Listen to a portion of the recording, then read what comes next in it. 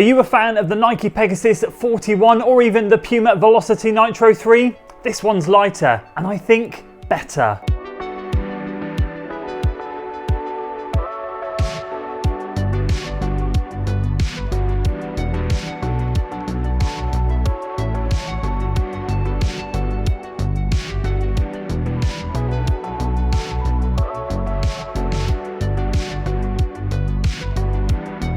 So welcome back to another running shoe review. This is in an absolute state. This is the 361 Centauri version 2 and I'm very excited to be testing out this shoe. I tested version 1 a couple of years ago and it flew to 100 miles pretty darn quickly, but that shoe had one flaw and we're going to talk about whether they fixed that in this version or not. I'm excited to get into it because I've been really enjoying this shoe so far, and as always with first impression videos we'll be going through how I tested it, a technical overview, and then dive in to my first impressions. Quick disclaimer, this pair of shoes have been sent to me for the purpose of review by 361. However, they have no idea of my thoughts. They've not spoken to me since sending me the shoes, and they definitely won't see anything before you guys see it here on YouTube. So with that out of the way, let's dive in. I'm so sorry about the state of this. So with all daily trainers, I like to give them a good easy run test and a moderate run test. This one is absolutely no different. So I took it out for an easy run last week when it's nice and frosty and crispy, and it was lovely out there soaking up the easy miles. Exactly where I found the original version to find its sweet spot. Then today I took it out for a more moderate effort. So what I'm doing at the moment in my training plan is adding some more hills in. So I basically ran easy up to the top of the hills and then on the switchbacks and then back down, average downhill back towards home. With a few uphills in there, I decided to switch gears and run the next 5 miles moderate.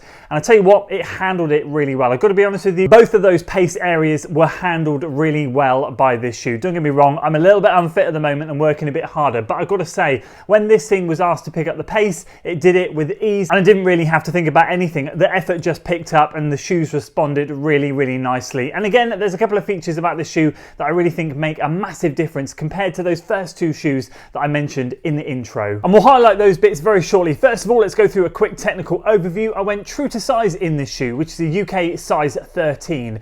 In my UK size 13, it comes in at 340 grams or 11.9 ounces, which is really darn good. And we're talking about a 9mm heel to toe drop. We've got 36mm of stack height in the heel and 27 in the forefoot.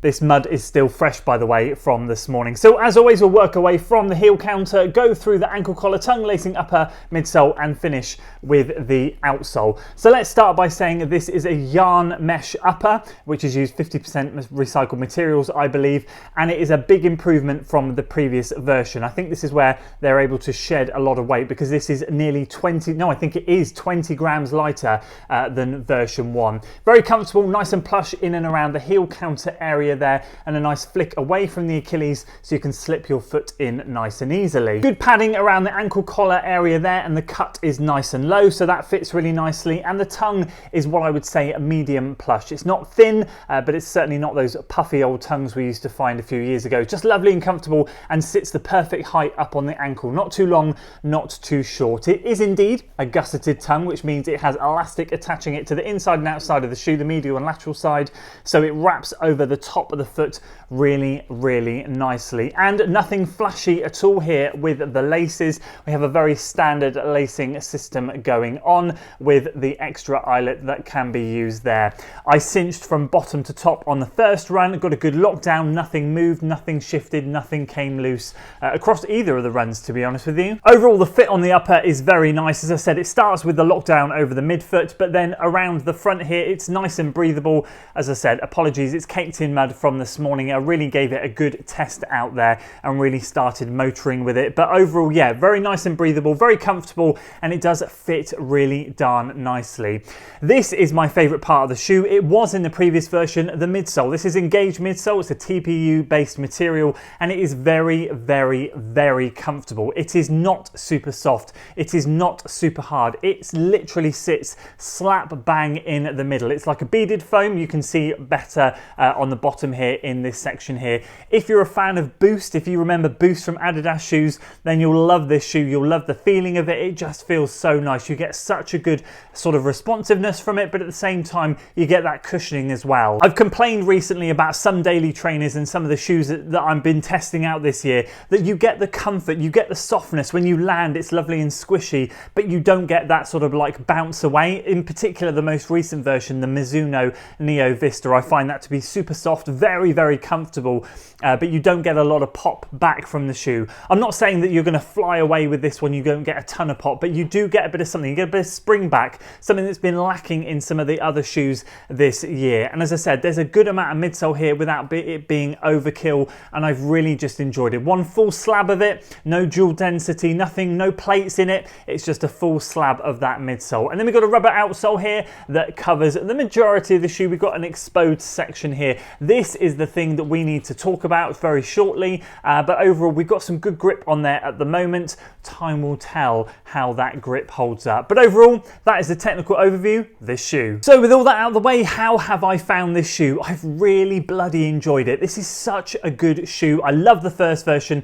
I love this one even more. I love the fact that it's lost 20 grams of weight. I'll give you some weight comparisons actually so you guys can see what I'm talking about. The Puma Velocity Nitro 3, which I mentioned in the intro, that is 2 grams heavier than this. So in my size, that one comes in at 342 grams, and the Pegasus 41, that's 360 grams. So that's way beyond, that's actually the same weight as the old version of this. This one, for me, out of both of those two shoes, it very much sits in similar, very similar silhouette. In terms of the Puma, I believe that's a 36-26, this is a 36-27.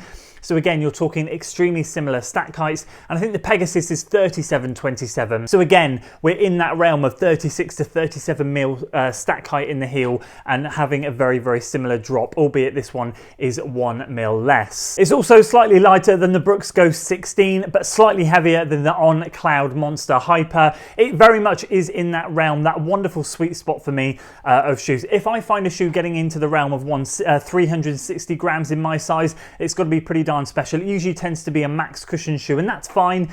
But if we're talking about a daily trainer like the Pegasus, I guess, that is kind of this silhouette, this shape, this stack height, but really weighing that much, you've got to question, why would I want to run in something like that? Plus, I'll be honest with you, I've said it in a million videos before, I'm not a massive fan of React-X midsole. I have to again just say it is a very, very comfortable, right in the middle type of midsole. The one thing that I think you need to be aware of with this shoe, and it's the same in the previous version. So at the moment, the grip on this shoe, with it being brand new, is absolutely fantastic. I got the previous version up to 95, 96 miles, I think, and I remember around 80 miles, kind of starting to run and feeling like the grip had disappeared. So at the moment it's very tacky when I'm running. I feel like I've got really good grip on the shoe, but I noticed that disappeared pretty quickly in the first version, and I was kind of almost ice skating towards the 90 mile mark, so I was a little bit concerned. I actually stopped running in it. I could have just done one more run in it to get a 100-mile review. I decided not to, just because I was a little bit concerned.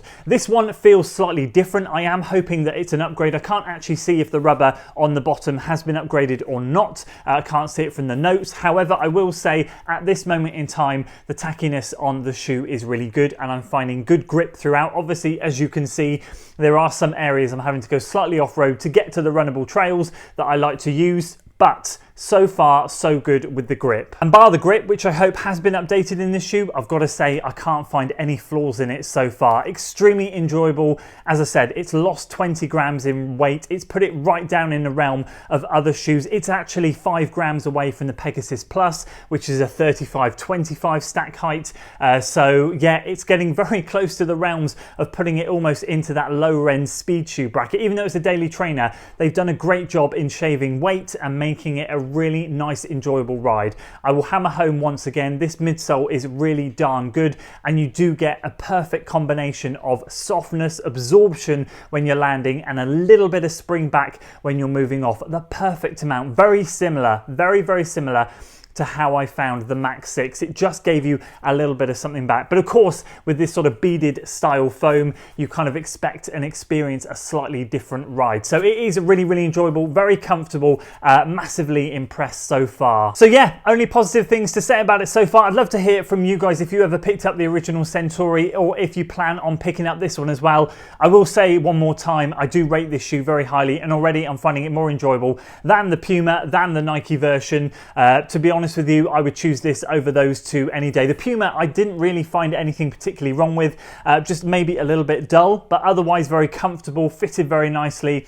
But I prefer this one. Again, it comes down to the midsole foam. It really is really good, and I don't know why more people don't use this type of midsole foam. It's so good. Boost was one of my favourites, and this is very reminiscent of that midsole foam. And to come in such a lightweight package is absolutely spot on. So there we go. We'll park that one there. More testing to come. Probably an extra channel video at some point, and I will hopefully try and get this one to 100 miles to get you some feedback on the grip of the shoe. So far, so good.